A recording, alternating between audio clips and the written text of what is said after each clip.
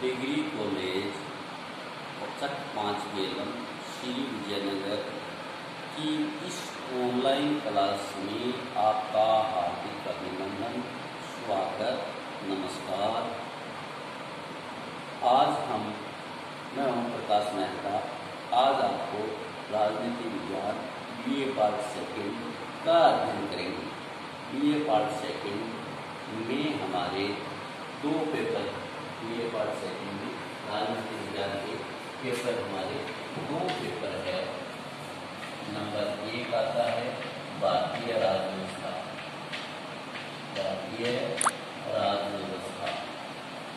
और दूसरा टॉपिक आता है विश्व की राजव्यवस्था।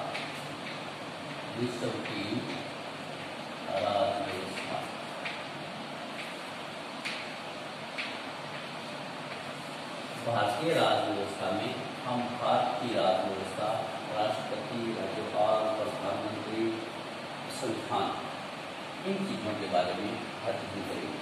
विश्व की राजव्यवस्था में हम 5 देशों के संविधान का अध्ययन करेंगे: ब्रिटेन, फ्रांस, जर्मनी, चाइना और अमेरिका। इन 5 देशों की व्यवस्था का हम अध्ययन विश्व की व्यवस्था में करेंगे। ब्रिटेन, चाइना, फ्रांस, जर्मनी और संयुक्त राज्य अमेरिका।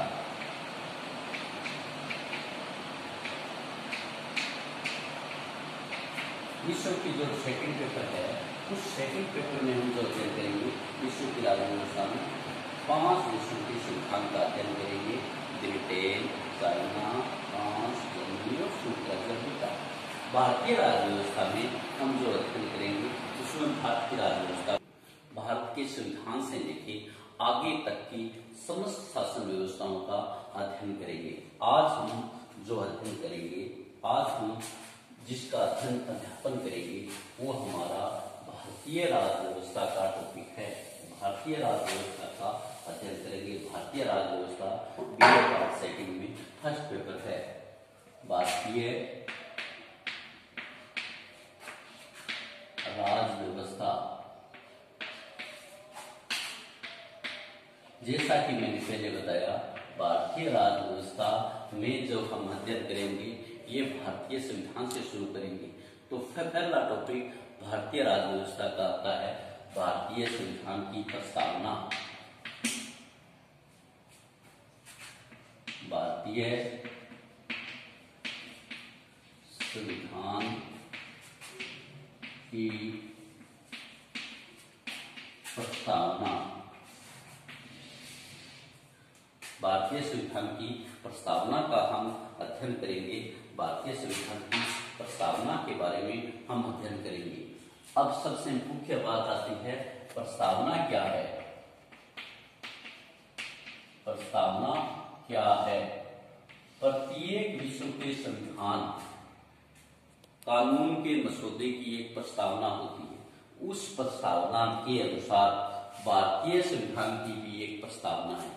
प्रस्तावना द्वारा संविधान निर्माता यह निश्चित करने का काम करते हैं, यह निश्चित करते हैं कि भारतीय संविधान के उद्देश्य क्या है और उसको कार्यान्वित किस प्रकार से किया जा सकता है। ये भारतीय संविधान की प्रस्तावना है।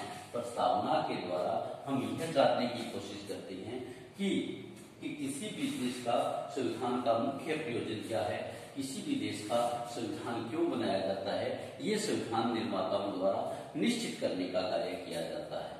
अब हम बात करते हैं भारतीय संविधान की प्रस्तावना क्या है। भारतीय संविधान की प्रस्तावना। अगर हम भारतीय संविधान की प्रस्तावना पढ़ लेते हैं तो हमें 2 चीजें निश्चित हो जाती हैं। एक तो भारतीय संविधान की विशेषता, जो आगे बढ़ टॉपिक आएगा, वो विशेषता भी इसमें आ जाएगी और प्रस्तावना भी इसमें आ जाएगी, जिसके द्वारा हमें टॉपिक की महत्वपूर्ण तैयारी नहीं करनी पड़ेगी। भारतीय प्रस्तावना ये कहती है, हम भारत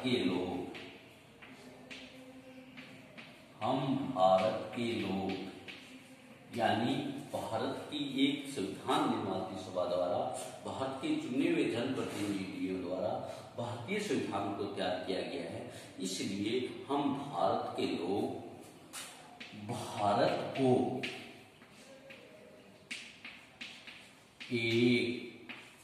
भारत को एक संपूर्ण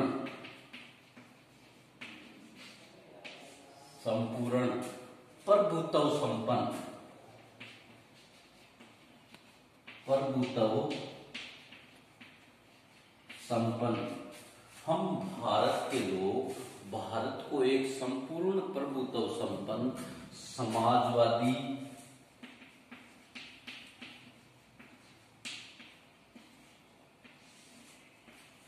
धर्मनिरपेक्ष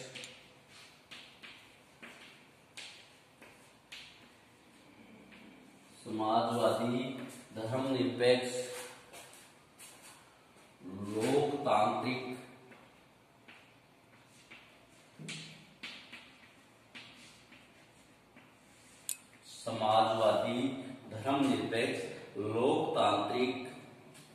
गणराज्य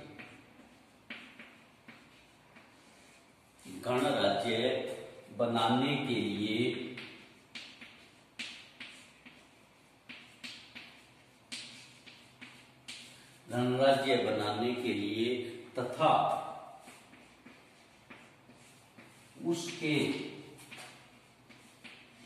उसके मतलब देश के उसके समस्त नागरिकों को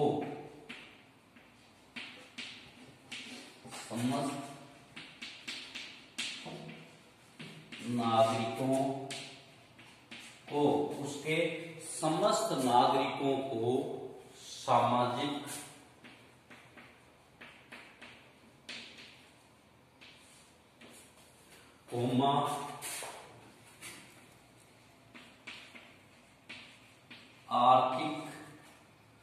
सामाजिक आर्थिक राजनीतिक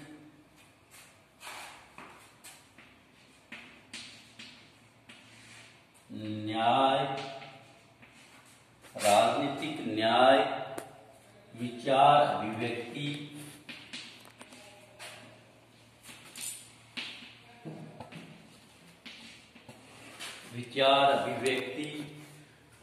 विश्वास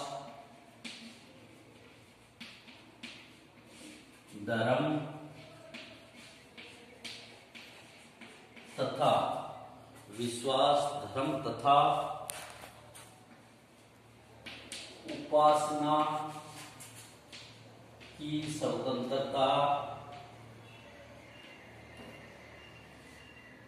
उपासना की स्वतंत्रता प्रतिष्ठा और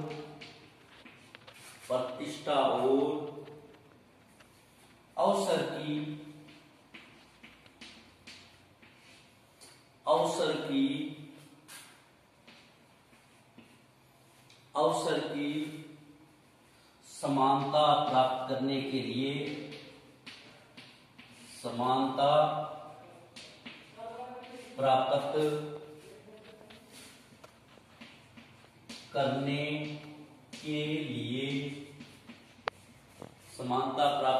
के लिए तथा उन सब में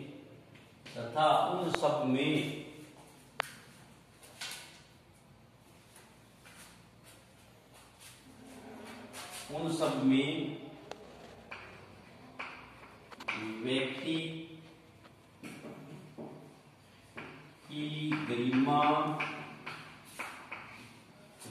की गरिमा और राष्ट्र की एकता तथा अखंडता सुनिश्चित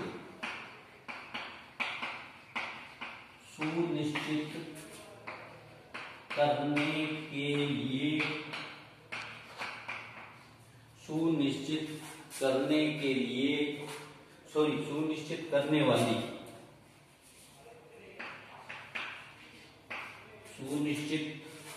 वाली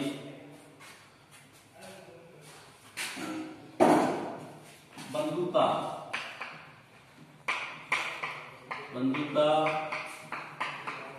बढ़ाने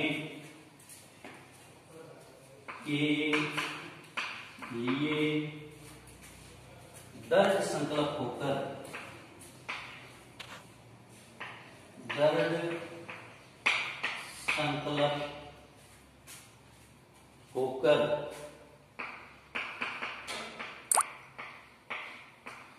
संकल्प होकर अपनी इस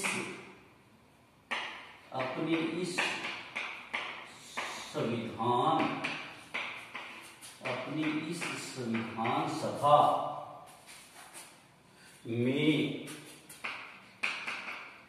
आज दिनांक 26 नवंबर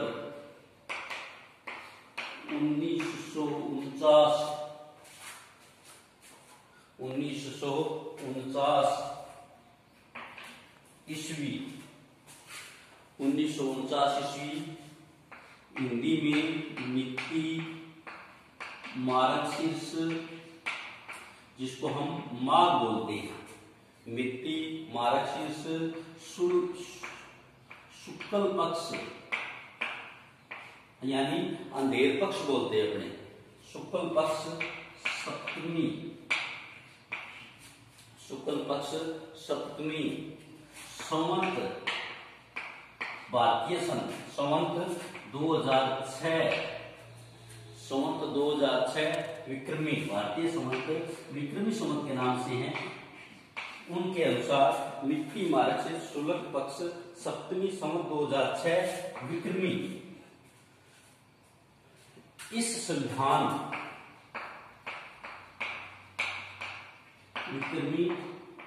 संविधान को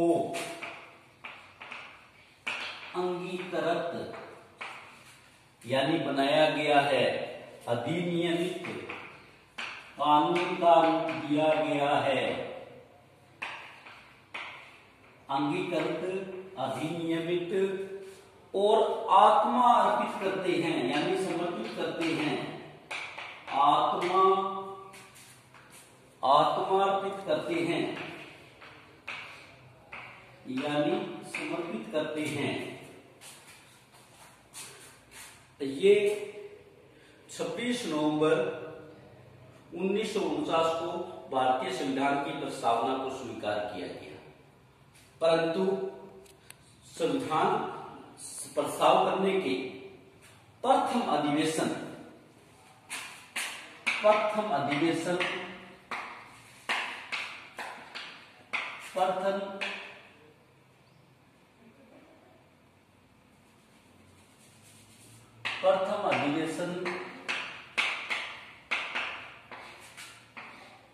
13 दिसंबर 1949 को लागू किया गया, या 13 दिसंबर 1949 को इस उद्देश्य प्रस्ताव को भारतीय संविधान में कानून के रूप में स्वीकार किया। भारतीय संविधान की प्रस्तावना की हम बात कर रहे हैं। ये जो भारतीय संविधान की प्रस्तावना को भारतीय संविधान द्वारा 26 जनवरी 1949 ईस्वी मिति मार्क्सिस शुक्ल पक्ष सप्तमी संवत 2006 विक्रमी को संविधान द्वारा अंगीकृत अधिनियम और आत्मांकित कर लिया गया, जिसको संविधान के प्रथम अधिवेशन 13 दिसंबर 1949 को स्वीकार कर लिया गया, 13 दिसंबर 1949 को अपना लिया गया। तो ये बात दोनों चीजें मुख्य है, प्रस्तावना स्वीकार की गई हमारी 26 नवंबर 1949 को और प्रस्तावना को अपनाया गया 13 दिसंबर 1949 को। अब इसमें एक चीज ध्यान से सुनने वाली बात है, ये जो भारतीय संविधान की प्रस्तावना थी ये 1976 तक तो सेम रही, 1949 से लेके किंतु 1976 में 42वें संविधान संशोधन 1976 द्वारा इसमें 3 शब्द जोड़े गए, समाजवादी, धर्मनिरपेक्ष और अखंडता। समाजवादी, धर्मनिरपेक्ष और अखंडता शब्द को जोड़ा गया, जिसमें मूल संविधान की प्रस्तावना में, मूल संविधान में समाजवादी, धर्मनिरपेक्ष और अखंडता शब्द नहीं थे। देश को जो हमारी मुख्य बात थी इसमें कि अवसर की समानता, प्रतिष्ठा की स्वतंत्रता, पहला जो टॉपिक आया था आर्थिक राजनीतिक न्याय विचार। आर्थिक राजनीतिक न्याय को सिद्ध करने के लिए समाजवादी शब्द जोड़ा गया। और दूसरी प्रस्तावना में हमें यह आया कि विश्वास, धर्म तथा उपासना की स्वतंत्रता, प्रतिष्ठा और अवसर की समानता के लिए धर्मनिरपेक्ष शब्द आया। और इन पूरे देश की रक्षा के लिए अखंडता शब्द जोड़े गए।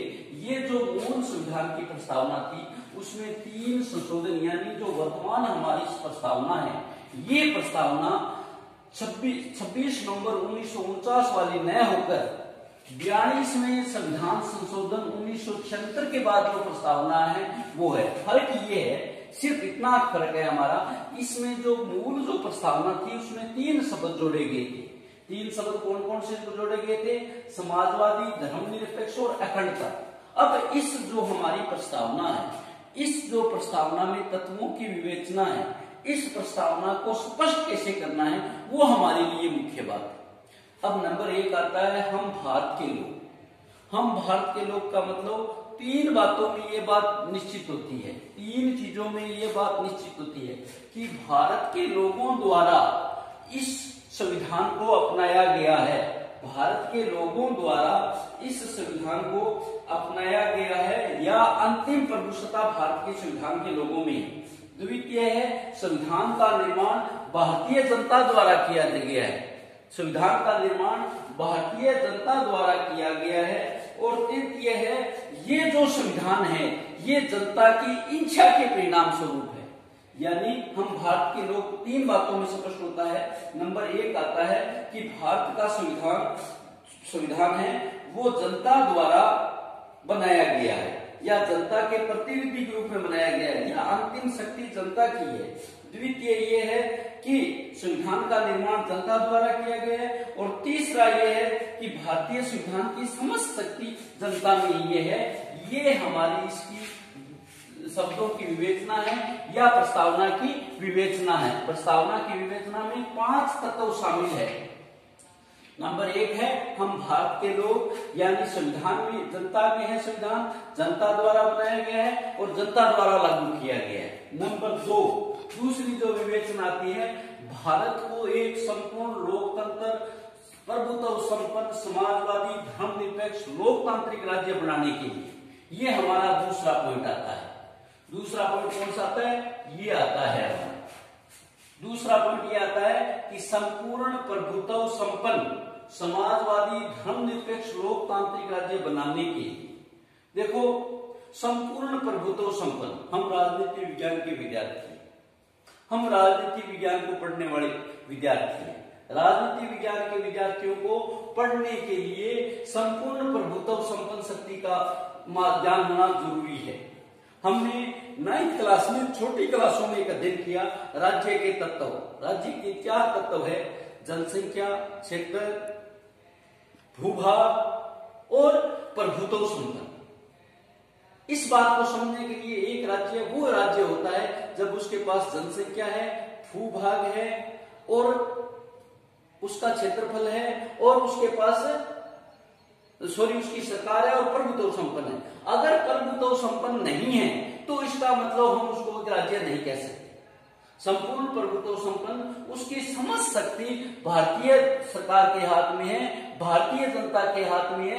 विदेशी सरकार उसमें किसी भी प्रकार का कोई हस्तक्षेप नहीं कर सकती। समाजवादी समाज के सब लोगों का समान प्रभुत्व है। धर्मनिरपेक्ष राज्य किसी भी व्यक्ति को धर्म के मामले में हस्तक्षेप नहीं करेगा। धर्म के मामले में राज्य सभी लोगों को पूर्ण रूप से निरपेक्ष है। लोकतांत्रिक गणराज्य, यानी लोगों द्वारा सरकार का संचालन किया जाएगा, लोगों की चुनी हुई सरकार संचालित करेगी। वो हमारा लोकतांत्रिक गणराज्य बनाने के लिए उसके समस्त नागरिकों को, ये ऊपर वाली चीज सिद्ध करने के लिए कि ऐसी सरकार जिसमें कोई हैसियत न हो, सब लोग समाज हो, किसी के भी धर्म का कोई हैसियत न करे और पूर्ण लोकतांत्रिक सरकार हो। इन चारों चीजों को बनाने के लिए उसके समस्त नागरिकों को, तीसरा पॉइंट जो आता है, उसके समस्त नागरिकों को सामाजिक यानी समाजवादी बनाने के लिए सामाजिक, आर्थिक, राजनीतिक प्रभुत्व संपन्न बनाने के लिए न्याय, विचार, अभिव्यक्ति, ये तत्व हमें निश्चित करने हैं कि सामाजिक रूप से सब समान होंगे, आर्थिक रूप से सब समान होंगे, राज्य किसी के साथ कोई भेदभाव नहीं करेगा, राजनीतिक रूप से सब समान होंगे, राज्य किसी के साथ कोई भेदभाव नहीं करेगा, न्याय सभी को समान मिलेगा। इस अभिव्यक्ति को विश्वास, धर्म और उपासना की स्वतंत्रता, इसके साथ राज्य सभी व्यक्तियों को धर्म और उपासना की स्वतंत्रता देता है, प्रतिष्ठा और अवसर की समानता प्राप्त करने के लिए तथा उन सब में व्यक्ति की गरिमा, राष्ट्र की एकता और अखंडता सुनिश्चित करने वाली बंधुता बढ़ाने के लिए दृढ़ संकल्प होकर इस संविधान को आज दिनांक 26 नवंबर 1949 मिति मार्क्सिस्ट सप्तमी संवत 2006 विक्रमी को इस संविधान द्वारा अंगीकृत, अधिनियमित और आत्मार्पित करती है और इसको लागू किया गया प्रथम अधिवेशन 13 दिसंबर 1949 को। अब इसको हम थोड़ा सा और स्पष्ट कर देते हैं, प्रस्तावना को जो टॉपिक में स्पष्ट करते हैं वो टॉपिक कौन कौन से हैं। ये जो 5 हमारे टॉपिक है, 5 तत्वों की विवेचना जो हमने की है, ये 5 तत्वों की विवेचना मैं आपको यहाँ थोड़ा एक बात पुनः अभिव्यक्त कर देता हूं कि तत्वों की विवेचना भारतीय राज्य व्यवस्था को समझने के लिए संविधान की प्रस्तावना और उस तत्वों की विवेचना हमें अनिवार्य रूप से याद रहनी चाहिए। नंबर 1, हम भारत के लोग, जैसा प्रस्तावना में है, हम भारत के लोग, यानी ये 3 चीज निश्चित करते हैं हम भारत के लोग। नंबर 1 ये निश्चित करता है कि संविधान के द्वारा अंतिम रूप सत्ता में निर्मित होगी, द्वितीय संविधान का निर्माण जनता द्वारा किया जाएगा और तीसरा जनता की इच्छा का परिणाम है, हम भारत के लोग। दूसरा है संपूर्ण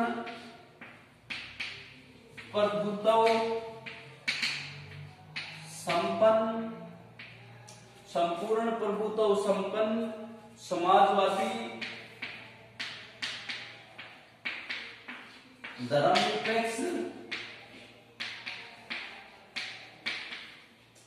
समाजवादी धर्मनिरपेक्ष और लोकतांत्रिक राज्य।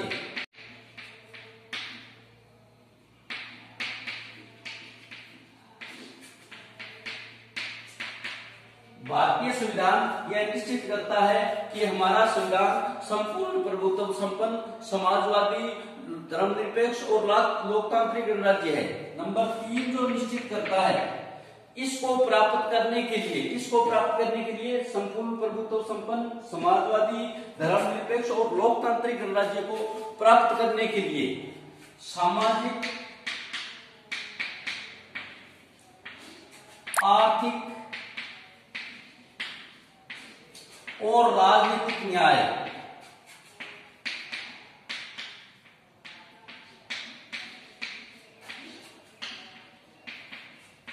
हम भारत के लोग क्या करते हैं, संपूर्ण प्रभुत्व समाजवादी धर्मनिरपेक्ष लोकतांत्रिक राज्य प्राप्त करने के लिए सामाजिक, आर्थिक और राजनीतिक न्याय प्राप्त करते हैं और राजनीतिक न्याय प्राप्त करने के लिए स्वतंत्रता, समानता और भ्रातृत्व,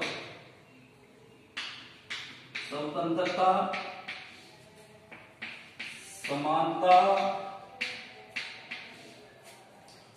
और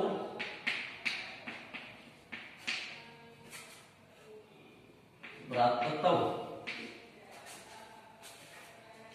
नंबर 5 व्यक्ति की गरिमा और राष्ट्र की एकता।